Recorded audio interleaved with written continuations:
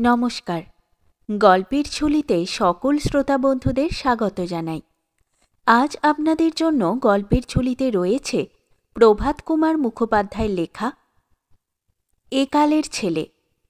গল্পটি ভালো লাগলে একটা লাইক এবং কমেন্ট করে জানানোর অনুরোধ রইল। আর চ্যানেলে নতুন হয়ে থাকলে আরও গল্প শোনার জন্য চ্যানেলটি সাবস্ক্রাইব করতে কিন্তু ভুলবেন না। তাহলে চলুন শুনে নেওয়া যাক আজকের গল্প। আমি পল্লীবাসী ব্রাহ্মণ। আমার নাম শ্রী করালীচরণ বন্দ্যোপাধ্যায়। নিবাস বর্ধমান জেলার অন্তর্গত খিজিরপুর। আমার বয়স যখন 14 বৎসর মাত্র, তখনই আমার পিতা স্বগ্রাম নিবাসী রেবতীমোহন চট্টোপাধ্যায় মহাশয়ের একমাত্র কন্যা শ্রীমতী বিরাজমোহিনী দেবী ওরফে রাজুর সহিত আমার বিবাহ দেন। রাজুর বয়স তখন 8 বৎসর। আমার শ্বশুর মহাশয় গৌরীদান করিয়া আশা করি পরলোকে তাহার পুণ্যচিত পুরস্কার লাভে বঞ্চিত হয় নাই। শ্বশুর মহাশয়ের কোনো পুত্র ছিল না, সুতরাং তাহার স্বর্গারোহণে তাহার বাসগৃহ, পুষ্করিণী, আমবাগান এবং প্রায় 50 বিঘা লাখেরা জমি আমি প্রাপ্ত হই এবং এতাবৎকাল ভোগ দখল করিতেছি। আমার পিতাও নিঃস্ব ছিলেন না। পিতা ও শ্বশুর মিলিত সম্পত্তির উপসত্ত্বে তাহাদের মিলিত আশীর্বাদে আমি পল্লীগ্রামের পক্ষে সচ্ছল অবস্থাতেই জীবনযাপন করিতেছি। আমি ক্রমে ক্রমে 2টি পুত্র ও 3টি কন্যা লাভ করি। ঈশ্বর ইচ্ছায় সকলগুলি জীবিত আছে। জ্যেষ্ঠ পুত্রের নাম প্রফুল্ল কুমার।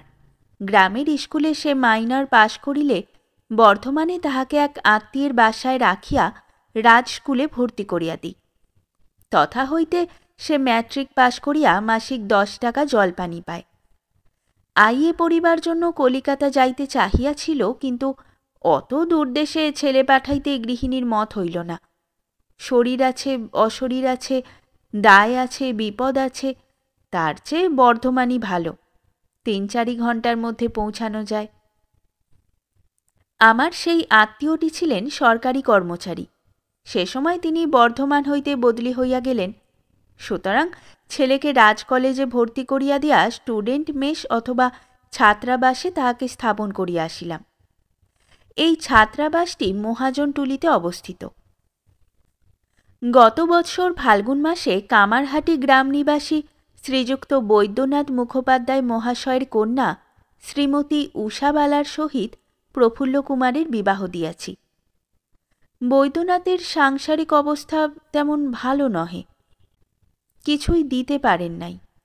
গৃহিণী তাহাতে খুবই আপত্তি ছিল, কিন্তু মেয়েটি ভারী সুন্দরী দেখিয়া আমি সেদিকে বিষম ঝুঁকিয়া পড়ি। ঠিকুজি কোষ্ঠীতেও রাজ্যটোক দেখা গিয়াছিল। উহারা বলিয়াছিল মেয়ের বয়স 11, কিন্তু গৃহিণী বলিয়াছিলেন কখনো নয়, 13-র একদিন কম যদি হয় তো আমার নাক কান কেটে দিও। আমার গৃহিণীটি কিঞ্চিত মুখরা। আমার দ্বিতীয় পুত্রটির বয়স 10 বৎসর মাত্র। তাহার নাম হরেন্দ্রনাথ। সে গ্রামস্থ মাইনর স্কুলে পাঠ করে। কন্যা 3টির যথাযোগ্য ঘরে বরে বিবাহ দিয়াছি। তাহারা এখন ছেলেপুলের মা হইয়াছে, নিজ নিজ সংসার করিতেছে। মহালয়ার দিন প্রফুল্লকুমার বাড়ি আসিল।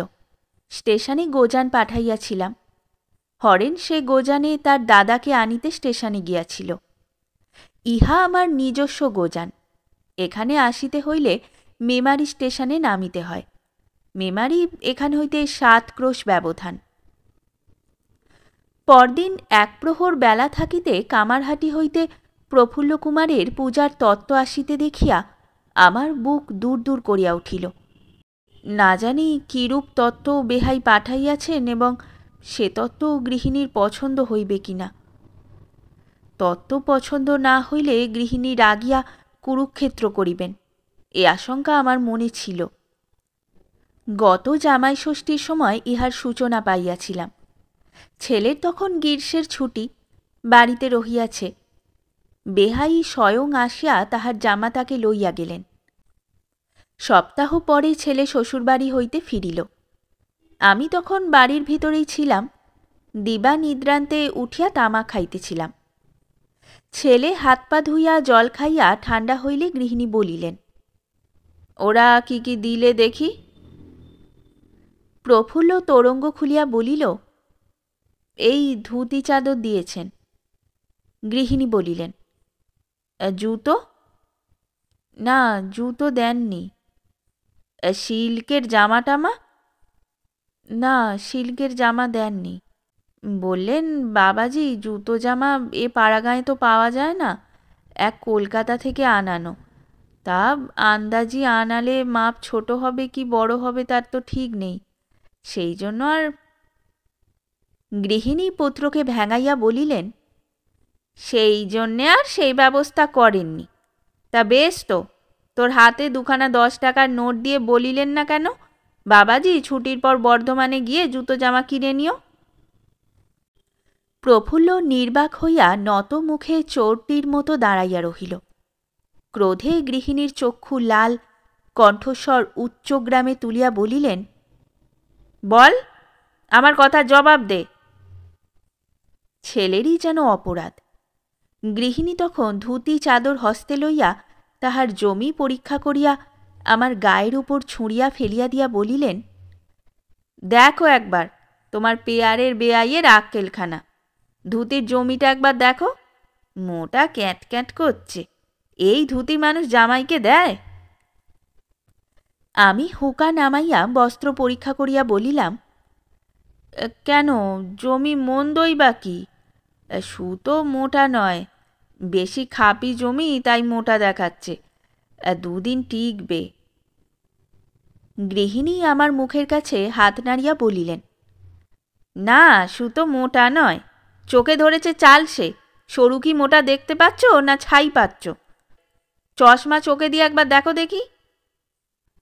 আমি বলিলাম, গাঁয়ের তাঁতিদের বোনা কাপড় তো, বেশি মিহি সুতো তারা পাবে কোথায় বলো?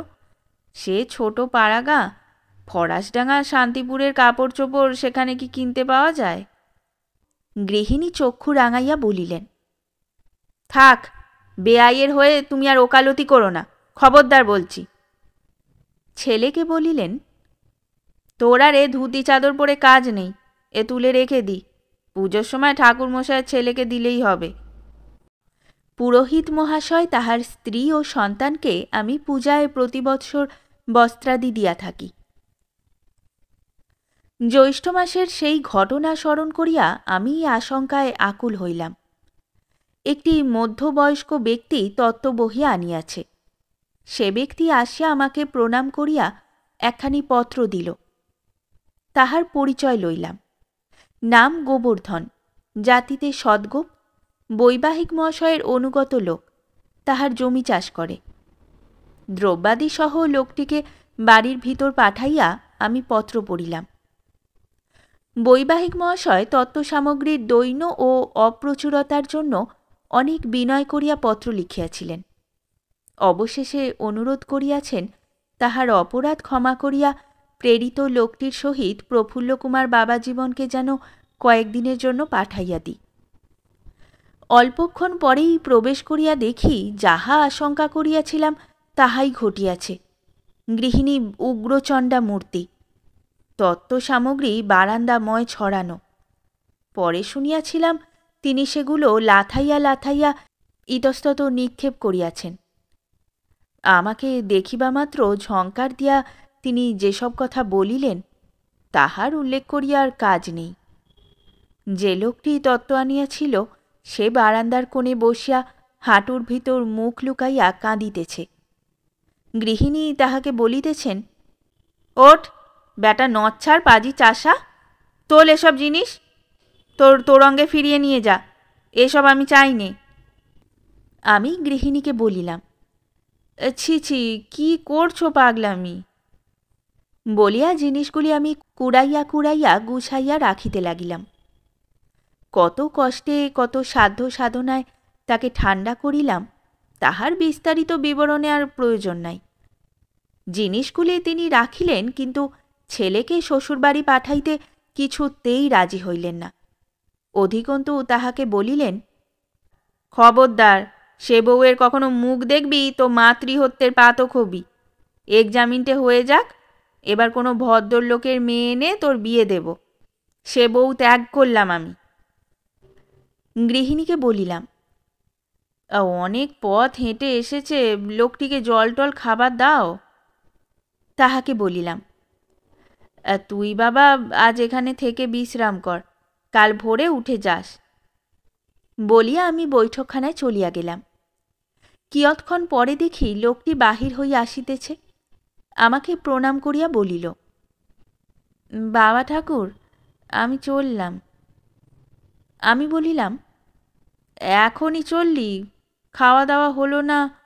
খাওয়া দাওয়া করে এখানে ঘুমিয়ে কাল সকালে গেলে হতো না? কাল সকালেই রওয়ানা হব বাবা ঠাকুর। এ গাঁয়ে আমার একঘর কুটুম্ব আছে, তাদের সঙ্গে দেখাশুনো করাও দরকার। রাত্রে সেইখানেই থাকবো। সেইখানে থাকবি? আচ্ছা, তা বেশ।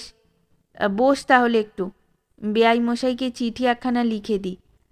ওইখানে তামাক টিকে সব আছে, তামাক সাজ। গোবর্ধন তামাক সাজিতে বসিল।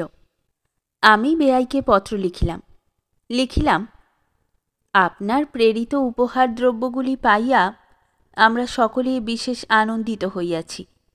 আপনার সাদর আহ্বানে প্রফুল্ল বাবাজীবনকে এই সঙ্গে পাঠাইতাম, কিন্তু পরীক্ষার আর বেশি বিলম্ব না থাকায় বাবাজীবন এখন পড়াশোনা লইয়া অত্যন্ত ব্যস্ত। এখন সেখানে গেলে বৃথা কয়েকদিন সময় নষ্ট হইবে। পরীক্ষাটি হইয়া যাক, আপনার জামাই আপনারই রহিল।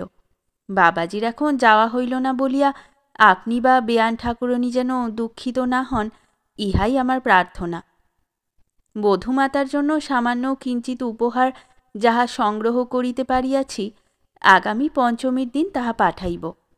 দোষ ত্রুটি মার্জনা করিয়া তাহা গ্রহণ করিলে কৃতার্থ হইব, ইত্যাদি। পত্র লেখা শেষ করিয়া গোবর্ধনকে নিকটে ডাকিয়া তাহার হাতে পত্রখানি দিয়া বলিলাম, বাবা গোবর্ধন, এই চিঠিখানি বেয়াইকে দিবি। আর আমার একটি কথা তোকে রাখতে হবে বাবা। কি কথা কর্তামশাই?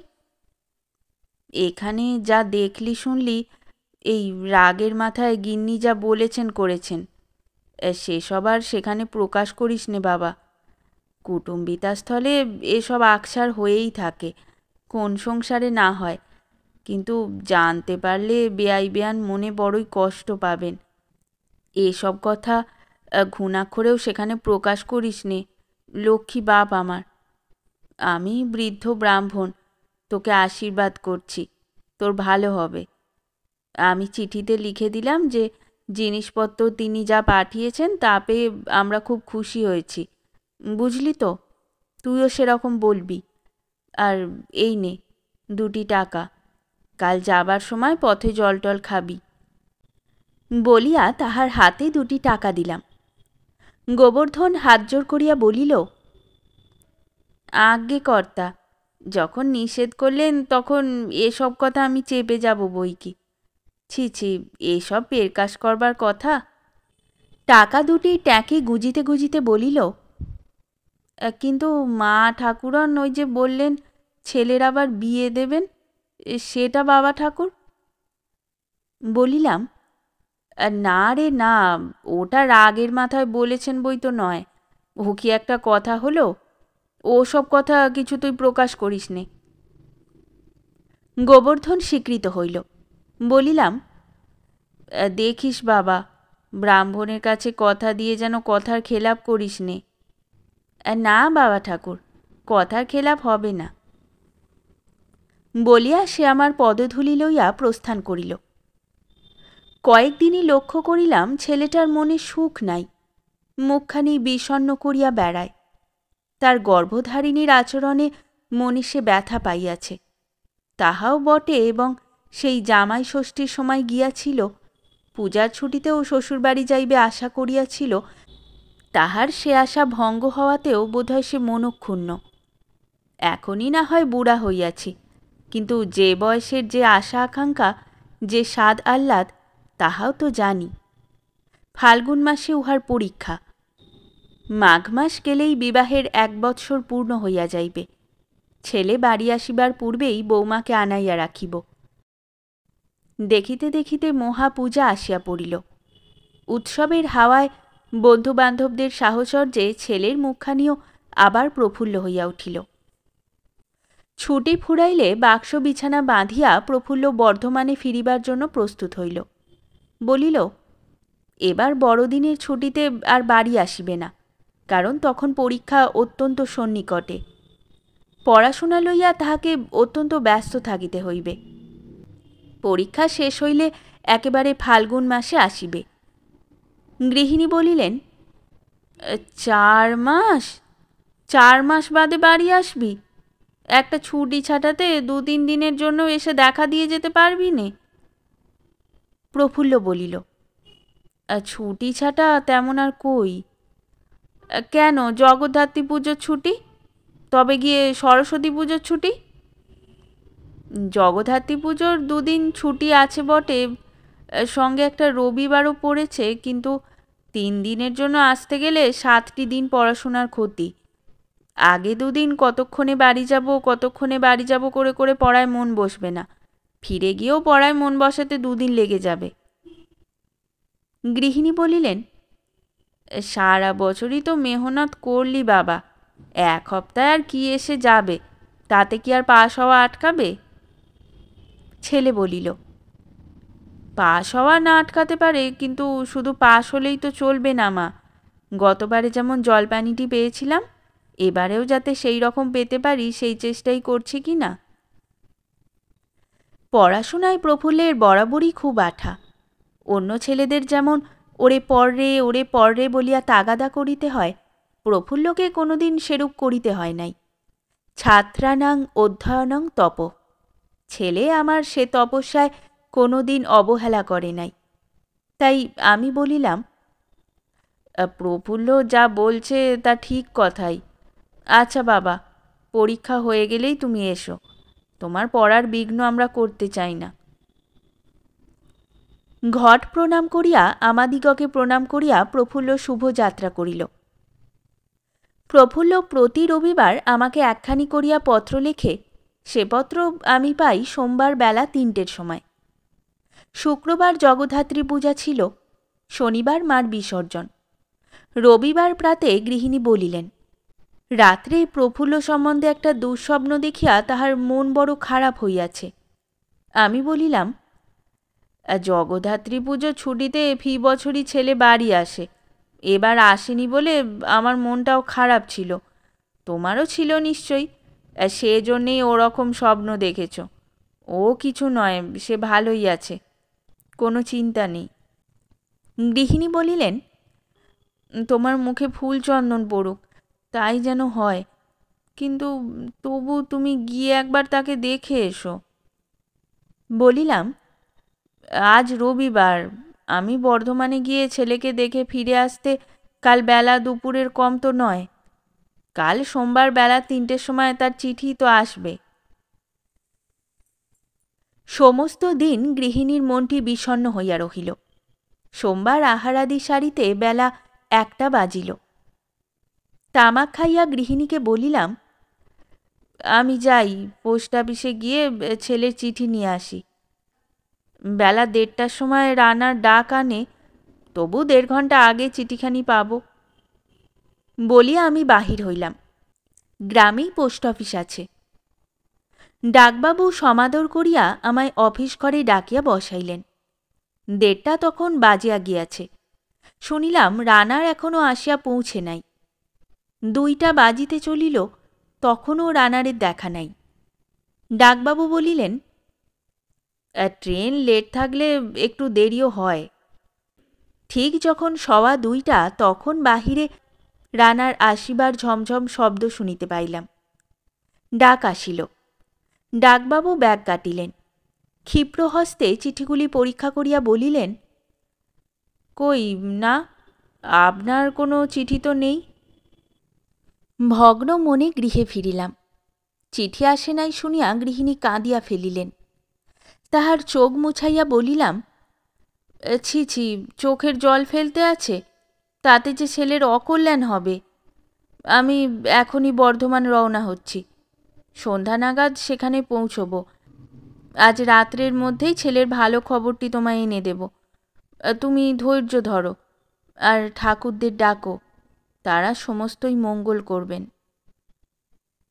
বলিয়া উদ্দেশ্যে প্রণাম করিলাম।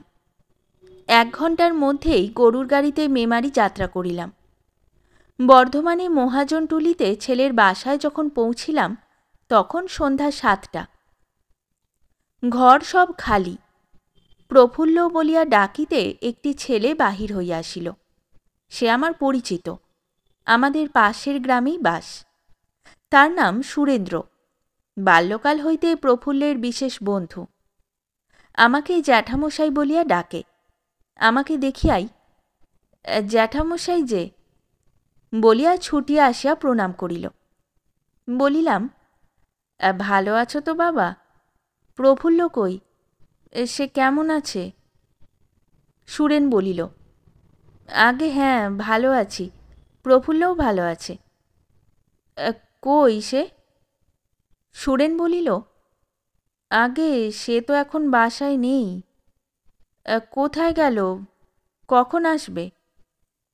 সুরেন বলিল, আগে সে সে কি একটা গ্রামে গেছে। হ্যাঁ হ্যাঁ, বন্তির। বন্তির? বন্তির গেছে কেন? আগে সেখানে আমাদের ক্লাসের একটি ছেলের বিয়ে কি না, সেই জন্যে গেছে। কালই রওনা হয়েছে। ফিরবে কখন? কাল বোধহয় ফিরবে, এসে কলেজ করবে, নয়তো বড়জোর পরশু। তবে বউ ভাতটা না হয়ে গেলে তারা যদি না ছাড়ে তবে 2-1 দিন দেরিও হতে পারে। পার্সেন্টেজ তার যথেষ্ট আছে, 2-1 দিন দেরিতে কোনো ক্ষতি হবে না। আসুন না জ্যাঠামশাই, আমার ঘরে এসে বসুন। বলিয়া আমাকে হাত ধরিয়া তাহার ঘরে লইয়া গেল। আমাকে বসাইয়া বলিল, ওই বিয়েতে আমারও নেমন্তন্ন ছিল, আমাকেও ধরেছিল যাবার জন্যে। আমি অনেক কষ্টে কাটিয়ে দিয়েছি। প্রফুল্ল আর কাটাতে পারলে না। আমার চেয়ে প্রফুল্লের সঙ্গে তার বেশি ভাব কি না? প্রফুল্লের বিয়েতে সে তো আপনার বাড়িতে গিয়েছিল, স্মরণ নেই বোধ হয়। রোগা ছিপছিপে কালো বাঙালে একটি আঁচিল আছে। আমি বলিলাম, কই বাবা, আমার মনে পড়ছে না। তোমাদের 8-10 জন বন্ধু গিয়েছিল, বিশেষ আমি তখন ভারী ব্যস্ত, অত স্মরণ হচ্ছে না। সুরেন বলিল, আগে তা তো বটেই, তা হঠাৎ যে জ্যাঠামশাই, শহরে কোনো কাজ ছিল বুঝি? কি কাজে আসিয়াছি তাহা সুরেনকে খুলিয়াই বলিলাম। শুনিয়া সে বলিল, হ্যাঁ হ্যাঁ, প্রফুল্ল সকালে বলছিল বটে যে কাল পোস্ট কার্ড কিনে রাখতে ভুলে গেলাম। আজ রবিবার, বাবাকে চিঠি লিখি কি করে, একদিন দেরি হয়ে গেল। কাল পারি তো বন্তির থেকেই চিঠি লিখব এখন।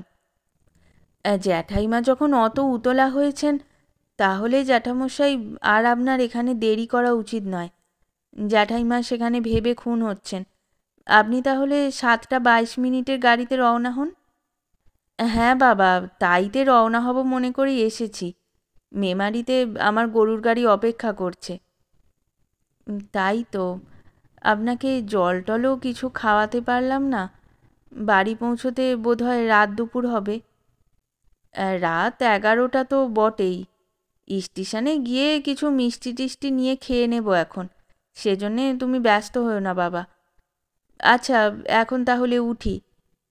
বন্তিরে সেই গোলমালে যে প্রফুল্ল চিঠি লিখতে পারবে সে আশা কম। সে ফিরে এলেই, কাল আসুক বা 2 দিন পরেই আসুক, পৌঁছেই যেন একখানা চিঠি আমায় লিখে দেয়।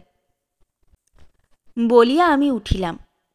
সুরেনও আমার সঙ্গে স্টেশনে যাইতে চাহিয়াছিল, কিন্তু অনর্থক সময় নষ্ট করিতে তাহাকে মানা করিয়া আমি প্রস্থান করিলাম। রাত্রি 12টায় বাড়ি পৌঁছিয়া গিন্নিকে সুখবরটি দিতে তবে তিনি শান্ত হইলেন। বৃহস্পতিবারের দিন প্রফুল্লের চিঠি আসিল, বর্ধমান হইতেই লিখিয়াছে। বৌভাত পর্যন্ত উহারা তাহাকে কিছুতেই আসিতে দেয় নাই। পোস্টকার্ড কিনিয়া রাখিতে নিজ ভুলের জন্য আমরা এত কষ্ট পাইয়াছি, এজন্য অনেক দুঃখ করিয়াছে। প্রতি সোমবার নিয়মিতভাবে প্রফুল্লর পত্র আসিতে লাগিল। পৌষ তত্ত্বের পূর্বে গৃহিণীকে লুকাইয়া বেহাই মহাশয়কে আমি রেজিস্ট্রি করিয়া 200 টাকা পাঠাইয়া দিলাম। লিখিলাম, আজকাল যে নতুন ফ্যাশনের দোরকা শাল উঠিয়াছে, তাহাই গায়ে দিতে তাহার জামাতার অত্যন্ত শখ। তিনি যেন স্বয়ং কলিকাতায় গিয়া ভালো শাল একখানি কিনিয়া আনেন, আর 16 গিরা একটি কাশ্মীরি কোট, গরম গেঞ্জি, গরম মোজা প্রভৃতি। আমি কিঞ্চিৎ টাকা পাঠাইয়া তাহাকে সাহায্য করিলাম বলিয়া তিনি যেন কিছুমাত্র কুণ্ঠিত না হন। তাহার কিরূপ অনটনের সংসার তাহা আমি অবগত আছি বলিয়াই কুটুম্ব হিসাবে নয়, বন্ধুভাবে তাহাকে সাহায্য করিলাম, ইহাতেই তিনি যেন আমার অপরাধ না লন এবং কথাটা গোপন রাখেন, ইত্যাদি। পৌষের তত্ত্ব দেখিয়া গৃহিণী খুশি হইলেন, বলিলেন, আহা, ছেলে যদি বাড়ি থাকত তবে বড় আনন্দ হতো। বলিলাম, 2 মাস পরেই তো সে আসছে, এসে দেখবে এখন। গৃহিণী ধরিলেন, না গো, তুমি একবার যাও বর্ধমান, ছেলেকে এসব দিয়ে এসো, সে তার বন্ধু বান্ধবীকে দেখাবে, কত আমোদ হবে তার। নানা কার্যে ব্যস্ত থাকায় গৃহিণীর অনুরোধ পালন করিতে কয়েকদিন বিলম্ব হইল। জিনিসগুলি লইয়া একদিন আহারাদির পর রওনা হইলাম। ছেলেকে দেখিয়াও আসিলাম, জিনিসগুলি দিয়াও আসিলাম। শুনিলাম 22শে ফাল্গুন তাহার পরীক্ষা শেষ হইবে, 23শে সে বাড়ি আসিবে। গৃহে ফিরিয়া পাঁজি দেখিলাম 22শে ফাল্গুনের পূর্বে দিরাগমনের ভালো দিন নাই। সেই অনুসারে বেহাই মহাশয়কে পত্র লিখিলাম। 22শে ফাল্গুন সন্ধ্যার পূর্বে বেহাই নিজে আসিয়া তাহার মেয়েকে ঘর বসত করিবার জন্য রাখিয়া গেলেন। বিবাহের সময় মার অমন যেমন রূপ দেখিয়াছিলাম, এখন যেন তাহার দ্বিগুণ হইয়াছে। ঘর আলো করা পুত্রবধূ যদি কাহারও আবশ্যক হয়, তবে সে যেন পুত্রের জন্য এমন পাত্রীরই সন্ধান করে। পরদিন আমি স্নান করিবার জন্য বাড়ির ভিতর গিয়া দেখিলাম গৃহিণীর মুখ অত্যন্ত গম্ভীর। আমার সম্মুখে আসিয়া দাঁড়াইলেন। তাহার মুখ লাল, চক্ষু ছলছল করিতেছে, কণ্ঠস্বর অবরুদ্ধ। বলিলেন, ওগো, সর্বনাশ হয়েছে। ভীতভাবে জিজ্ঞাসা করিলাম, কেন, কি হয়েছে? তিনি বলিলেন, বৌমা নিজের তো মাথা খেয়েইছে, আমাদেরও মাথা খেয়েছে। কেন, কি করেছে বৌমা? গৃহিণী আমার কানে কানে একটি মাত্র শব্দ উচ্চারণ করিলেন। আমি বলিলাম, মাথা খেয়েছে কেন বলছো? কেন, ক মাস? প্রফুল্ল কি মাসে শ্বশুরবাড়ি গিয়েছিল? হ্যাঁ, জ্যৈষ্ঠী মাসে। তাহলে তুমি কি বলছো? মাথা মুন্ডু কি বলিব, কথা শেষ করিতে পারিলাম না। শঙ্কাকুল নয়নে গৃহিণীর দিকে চাহিয়া রহিলাম। গৃহিণী বলিলেন, তাহলে তো ভরা ভর্তি হতো, খালা সবার সময় ঘনিয়ে এসেছিল। তা নয়, 4 মাস কি বড় জোর 5 মাস। আমি নিজ কপাল টিপিয়া ধরিয়া চক্ষু মুদিয়া নারায়ণ স্মরণ করিলাম। একটু সামলাইয়া লইয়া মুখ তুলিয়া বলিলাম, তোমার ভুল নয় তো? গৃহিণী বলিলেন, 70 মুখে ছাই দিয়ে আমি 5-5টা সন্তানের মা, 3টে মেয়ে আমার কাছে থেকে খালাস হলো, আমারই তো ভুল হবে। সে যাক, বৌমাও তো অস্বীকার করছে না। এসব সর্বনাশকে করলে জিজ্ঞাসা করলে কোনো উত্তর দিচ্ছে না, খালি কাঁদছে। এখন বউ নিয়ে কি করবে করো, ঝাঁটা মেরে বিদায় করো। আমার চক্ষু দিয়া ঝরঝর করিয়া জল পড়িতে লাগিল। আহা, মেয়েটাকে আপন সন্তানের মতোই ভালোবাসিয়াছিলাম, আমায় এ কি শাস্তি দিলে ভগবান? চক্ষু মুছিয়া বলিলাম, আহা, ওর দোষ কি? দুধের বাছা, দোষ ওর বাপ মার, যারা এমন অসাবধান। ঝাঁটা মারা উচিত তাদেরই মাথায়। গৃহিণী বলিলেন, হ্যাঁ, অসাবধান, জেনে শুনেই তারা এমনটা ঘটতে দিয়েছে। গোড়া থেকেই আমি তোমায় বলিনি ও ছোট লোকের মেয়েকে ঘরে এনো না? তুমি কি আমার কথা তখন শুনলে? বউয়ের রূপ দেখে একেবারে গলে গেলে। এখন রূপ ধুয়ে ধুয়ে জল খাও। ছোট লোক, ছোট লোক। মেয়ের রোজগার খাচ্ছিল, বুঝতে পারছো না? নইলে পৌষের তত্ত্বে অত টাকা খরচ করলে কোথা থেকে? উদ খেতে খুদ নেই যার, সে জামাইকে 150 টাকা দামের শাল দিতে পারে? পুজোর তত্ত্বও তো দেখেছিলে। 150 টাকা দামের শাল কোথা হইতে আসিল, অন্য অবস্থা হইলে আমি এখনই তাহা প্রকাশ করিতাম, কিন্তু প্রকাশ করিয়া তো কণামাত্র ফল নাই। জিজ্ঞাসা করিলাম, বাড়ির আর কেউ এ কথা জানতে পেরেছে?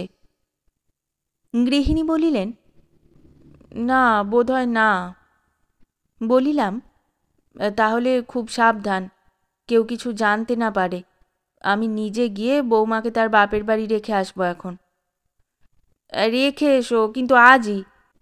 আজ 23শে ফাল্গুন, আজ রাতেই ছেলে বাড়ি এসে পৌঁছাবে, মনে আছে তো?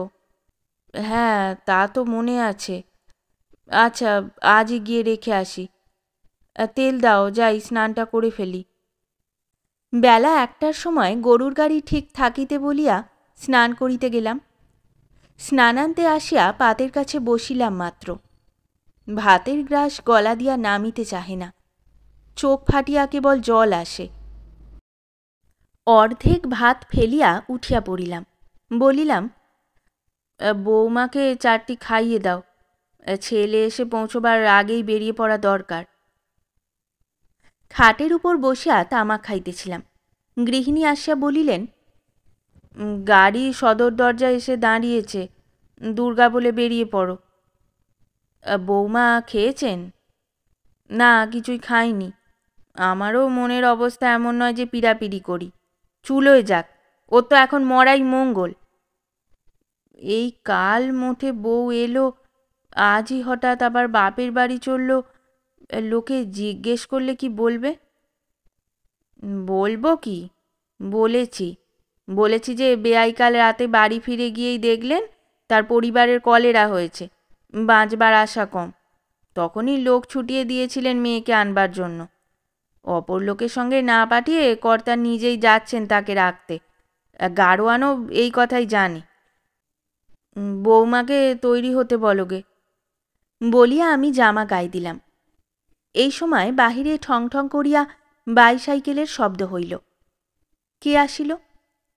উঠিয়া জানালায় দাঁড়াইয়া দেখিলাম বাইসাইকেল হস্তে প্রফুল্ল দাঁড়াইয়া গাড়োয়ানের সহিত কি কথাবার্তা কহিতেছে। তার অপর পাশে অপর বাইসাইকেল হস্তে তার বর্ধমানের বন্ধু সুরেন্দ্রনাথ। 1 মিনিট পরে প্রফুল্ল ও সুরেন আসিয়া প্রবেশ করিল। উভয়ের সর্বাঙ্গ ধূলি ধূসরিত, দরদর করিয়া ঘাম ঝরিতেছে। প্রফুল্ল আসিয়াই আমার পা জড়াইয়া বলিল, বাবা, আমায় মাপ করুন। কেন কেন বাবা, হঠাৎ কি হয়েছে? শ্বশুরমশাই তার মেয়েকে এখানে রেখেই বর্ধমানে গিয়েছিলেন আমায় আনতে। গাড়োয়ানের কাছেও শুনলাম। বাবা, আপনি যখন জগদ্ধাত্রী পুজোর সময় বর্ধমানে আমায় দেখতে গিয়েছিলেন, তখন আমি কারুর বিয়ের নেমন্তন্নে যাইনি। আমি গিয়েছিলাম শ্বশুর বাড়ি। আপনাদের লুকিয়ে গিয়েছিলাম।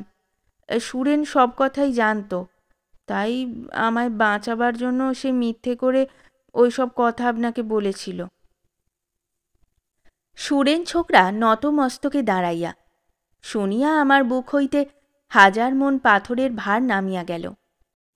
আমি নিঃশ্বাস ছাড়িয়া যুগ্মকর ললাটে স্পর্শ করিয়া উদ্দেশ্যে নারায়ণ প্রণাম করিলাম। প্রফুল্লর প্রবেশের সঙ্গে সঙ্গে তাহার গর্ভধারিণীও আসিয়া দুয়ারের কাছে দাঁড়াইয়াছিলেন। সমস্ত শুনিয়া চোখে অঞ্চল দিয়া চলিয়া গেলেন, বোধহয় বৌমার কাছে। কিয়ৎক্ষণ পরেই গৃহিণী ফিরিয়া আসিয়া প্রফুল্ল ও সুরেনকে স্নানাহার করাইতে লইয়া গেলেন। অপরাহ্নে স্বয়ং বেহাই মশাই গোজানে আসিয়া উপস্থিত। কামারহাটি হইতে নয়, বর্ধমান হইতে। প্রফুল্ল ও সুরেন্দ্রের সহিত একই ট্রেনে আসিয়াছিলেন। ক্রমে ক্রমে সকল কথা শুনিলাম। বর্ধমান হইতে কামারহাটি যাইতে হইলে পান্ডুয়া স্টেশনে নামিয়া ৩ ক্রোশ, কিন্তু বর্ধমান হইতে কামারহাটি অবধি পাকা সড়ক আছে, উহা ৭ ক্রোশ ব্যবধান।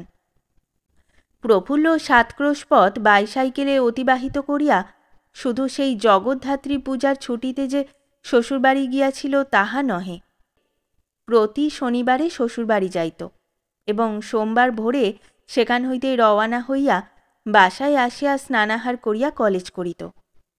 তাহার শ্বশুর জানিতেন যে জামাই লুকাইয়া যাওয়া আসা করে। স্বভাবত তিনি জামাইয়ের গোপন কথা ব্যক্ত করিতে চাহেন নাই। মাঝে মাঝে চিঠি লিখিতেন, কোনো চিঠিতেই কোনোদিন লেখেন নাই যে প্রফুল্ল বাবা জীবন আসিয়াছিল, সে ভালো আছে, বর্ধমানে ফিরিয়া গিয়াছে। কথা তিনি প্রকাশ করিবেন না শাশুড়ির কাছে এই আশ্বাস পাইয়াই প্রফুল্লর যাতায়াত তখন ঘন ঘন হইয়া উঠিয়াছিল। শুধু তাই নয়, শুনিলাম পাজিটা নাকি বৌমাকেও নিজের পায়ে হাত দেওয়াইয়া শপথ করাইয়া লইয়াছিল যে ঘরবসত করিতে আসিয়া সে কথা সেও যেন এখানে প্রকাশ না করে। আমাদের কালে যেসব ব্যাপার একেবারেই অসম্ভব বলিয়া গণ্য ছিল, একালের ছেলেদের পক্ষে তাহার নাই। আমরা স্ত্রী পুরুষে এই আলোচনা করিয়া গোপনে অনেক হাসাহাসি করিলাম। আষাঢ় মাসে প্রফুল্লর পরীক্ষার ফল বাহির হইল। জলপানি তো পাই নাই, পাস হইয়াছে মাত্র, তাও 3rd ডিভিশনে। শেষ হল আমাদের আজকের গল্প। গল্প পাঠে এবং বিভিন্ন চরিত্রে আমি তৃষিতা। গল্পটি ভালো লাগলে লাইক এবং শেয়ার করে দেবেন, আর চ্যানেলে নতুন হয়ে থাকলে আরও গল্প শোনার জন্য চ্যানেলটি সাবস্ক্রাইব করতে কিন্তু ভুলবেন না। খুব তাড়াতাড়ি নতুন একটি গল্প নিয়ে ফিরে আসব। সকলে ভালো থাকুন, শুনতে থাকুন গল্পের ঝুলি।